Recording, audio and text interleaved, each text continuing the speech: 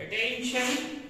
Welcome to all my friends, students in NSC Physics class by Dr. Hamid sir. दोस्तों आज आप बहुत ही important topic modern physics का topic nuclear power plant, nuclear reactor या atomic reactor पढ़ने जा रहे हैं। परमाणु भट्टी, नाभिकीय भट्टी के नाम से कहते हैं। ये बहुत ही काम की चीज है। पहले लोग कोयला को जला करके, पानी गर्म करके, भाप बना करके इलेक्ट्रिसिटी जनरेट करते थे, अभी भी करते हैं, लेकिन उसमें खर्च ज्यादा होता है, प्रोडक्शन बहुत कम 100-150 मेगावाट बिजली ही प्रोड्यूस होती थी। अब नाभिकीय रिएक्टर से बहुत कम खर्च पे हजारों वाट की इलेक्ट्रिसिटी बिजली हम पैदा कर सकते हैं। तो इसलिए ये बहुत आज के जमाने में ये बहुत काम की चीज हो गई है। अब हर देश वाला जो है इलेक्ट्रिसिटी जो जनरेट कर रहा है वो इसी के द्वारा, न्यूक्लियर पावर प्लांट या एटॉमिक पावर प्लांट के द्वारा ही इलेक्ट्रिसिटी जनरेट कर रहा है। तो सबसे पहले इसका डिफिनेशन क्या होगा, डिफिनेशन, परिभाषा, इंट्रोडक्शन। तो दोस्तों ये एक सिस्टम है, जैसे मैंने आपको लिखा है, सिस्टम व्हिच कन्वर्ट न्यूक्लियर या atomic energy into electrical energy. ये आपका इंग्लिश मीडियम, मतलब हिंदी प्लस इंग्लिश दोनों है। जिनको इंग्लिश समझ में आता है इंग्लिश समझिए, जिसको हिंदी समझ में आता है हिंदी समझे। एक ऐसा सिस्टम जो नाभिकीय ऊर्जा को विद्युत ऊर्जा में बदलती है या परमाणु ऊर्जा को विद्युत ऊर्जा में बदलती है। एक इंपॉर्टेंट ऑब्जेक्टिव यहाँ पे है, एक नहीं दो इंपॉर्टेंट ऑब्जेक्टिव पूछे जाते हैं कि नाभिकीय रिएक्टर किस ऊर्जा को किस ऊर्जा में बदलती है। तो आपको याद रखना है ये एटॉमिक एनर्जी या न्यूक्लियर एनर्जी को इलेक्ट्रिकल एनर्जी में बदलती है। हिंदी में बोला तो ये नाभिकीय ऊर्जा या परमाणु ऊर्जा को विद्युत ऊर्जा में बदलने का काम करती है। ये किस सिद्धांत पर काम करती है, इसका सिद्धांत क्या है कि दूसरा इंपॉर्टेंट ऑब्जेक्टिव क्वेश्चन है, ये नाभिकीय नियंत्रित अभिक्रिया पे आधारित है। Nuclear control reaction, it is based upon nuclear control reaction. Nuclear control reaction पे आधारित है। इसमें क्या क्या लगे रहते हैं, बड़ा काम हो रहा है, इलेक्ट्रिसिटी जनरेट हो रहा है हजारों मेगावाट की। इसमें बहुत सारे एपरेटस और बहुत सारे डिवाइसेस आपको लगाने पड़ेंगे। इसमें एक बहुत ही मजबूत स्ट्रॉन्ग फर्नेस बनाया जाता है। वो ऐसा मजबूत दीवार होता है ना, कंक्रीट का बना होता है। कंक्रीट होता है क्या है बच्चों, गिट्टी, बालू, सीमेंट, छड़, सरिया दे करके पूरा मजबूत दीवार। कहते हैं कि जितना रूम ये चौड़ाई है ना 30-30 फीट उसकी मोटाई दीवार की होती है। क्यों? अगर वो फट गया तो डम ब्लास्ट हुआ, फिर लाखों लोग पड़ जाएंगे। इसीलिए बहुत मजबूत दीवार उसकी बनाई जाती है, कंक्रीट का फर्नेस होता है, जिसके अंदर जो है न्यूक्लियर कंट्रोल रिएक्शन कराते हैं। कैसे कराते हैं न्यूक्लियर कंट्रोल रिएक्शन? यही है आपका भट्टी है, इसी के अंदर आप न्यूक्लियर कंट्रोल रिएक्शन कराएंगे। तो कैसे कराएंगे दोस्तों, इसके अंदर यूरेनियम 235 जो ये ईंधन का काम करता है, फ्यूल का काम करता है।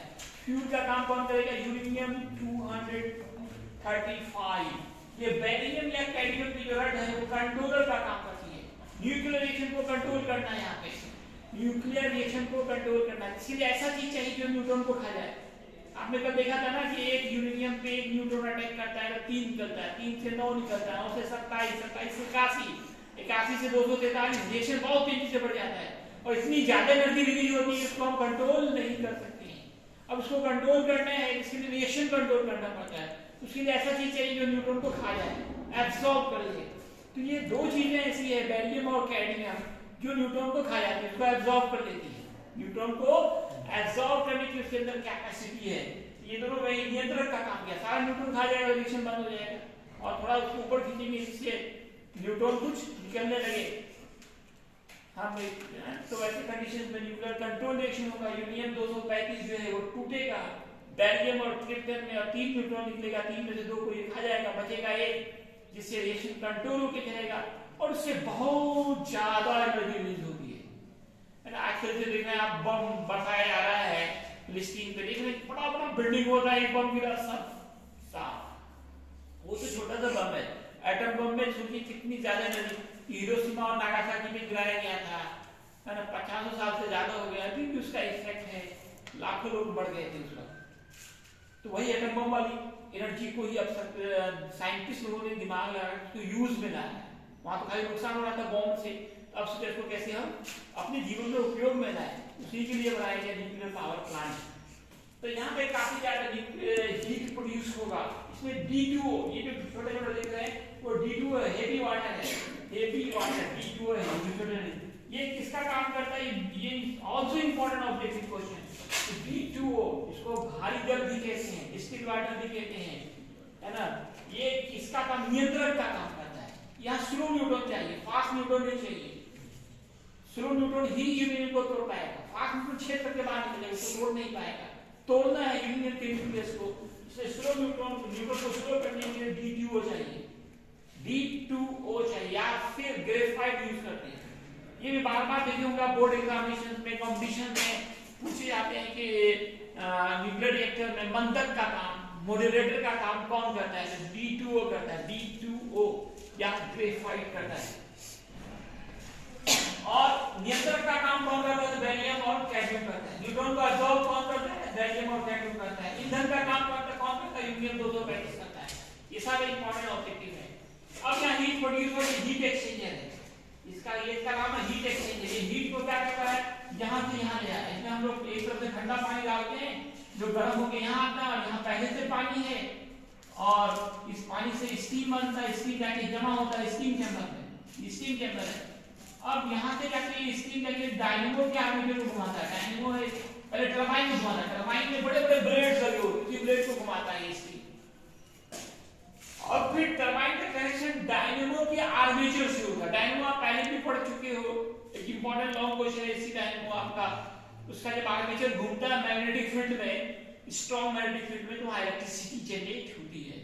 इस तरह से यहाँ नाभिकीय ऊर्जा, उसमें ऊर्जा बनता है, फिर लास्ट में उसमें ऊर्जा बदल गया मैकेनिकल एनर्जी में, यांत्रिक ऊर्जा में, फिर मैकेनिकल एनर्जी कन्वर्ट हो गया इलेक्ट्रिकल एनर्जी। पूरा सिस्टम ये पूरा यहाँ से यहाँ पर देख रहे हैं, ये आपका nuclear power plant, atomic power plant, atomic pile भी नाम है इसका। इसका एक नाम एटॉमिक पायल भी है, एटॉमिक भट्टी पायल, एटॉमिक पायल होता है, भट्टी ही होता है। ये तो सब तो अब एक नई घटना आप देख रहे हैं, यहाँ पे एक नया टॉपिक दे रहा हूँ, रेडियो एक्टिविटी, रेडियो सक्रियता। कुछ एलिमेंट्स जैसे radium, uranium, polonium, transuranium, periodic table में यूरेनियम के बाद के जितने एलिमेंट्स हैं वो सब के सब ऐसे हैं, उनके नाभिक से, न्यूक्लियस से हमेशा, चाहे दिन हो रात हो, जाड़ा गर्मी बरसात हो, कभी नहीं रुकता, हमेशा 3 रे निकलता है, अल्फा बीटा और गामा, अल्फा बीटा गामा। अगर आप एक तरफ माइनस चार्ज दो, एक तरफ प्लस चार्ज दो, एक तरफ माइनस चार्ज डालो, एक तरफ प्लस चार्ज, तो कुछ रे देखिएगा माइनस की तरफ मुड़ गया, इसका मतलब उसमें प्लस चार्ज है, इसका नाम अल्फा है, अल्फा पे प्लस चार्ज होता है, 2 प्लस 1 अल्फा पे होता है। कुछ रे देखिएगा कि प्लस की तरफ मुड़ गया है, उसका नाम बीटा है, जिसमें माइनस चार्ज होता है। कुछ सीधा चला जाता है, इसका नाम गामा है, क्या नाम है, गामा। ये न्यूट्रल होता है, ये प्लस, ये माइनस की तरफ मुड़ा, इसका मतलब अल्फा पे प्लस चार्ज है। 3 इंपॉर्टेंट ऑब्जेक्टिव पर किस पे कौन चार्ज होता है, अल्फा पे कौन चार्ज हो गया, प्लस। कैसे पता चला कि माइनस की तरफ होता है, प्लस माइनस का अट्रैक्शन होता है। गामा पे कौन चार्ज है, बोलो, गामा सीधे जा रहा है, मतलब ये न्यूट्रल है, उदासीन है, कोई चार्ज नहीं है। और बीटा तो किधर जा रहा है, माइनस की तरफ जा रहा है, तो इस पे कौन चार्ज है, माइनस चार्ज। तो ऐसे एलिमेंट्स को रेडियो एक्टिव एलिमेंट कहते हैं, और इस घटना को रेडियो एक्टिविटी कहते हैं। कुछ एलिमेंट्स के न्यूक्लियस हमेशा ये काम करते रहते हैं, हमेशा अल्फा बीटा गामा, ये 3 रे निकालते रहते हैं।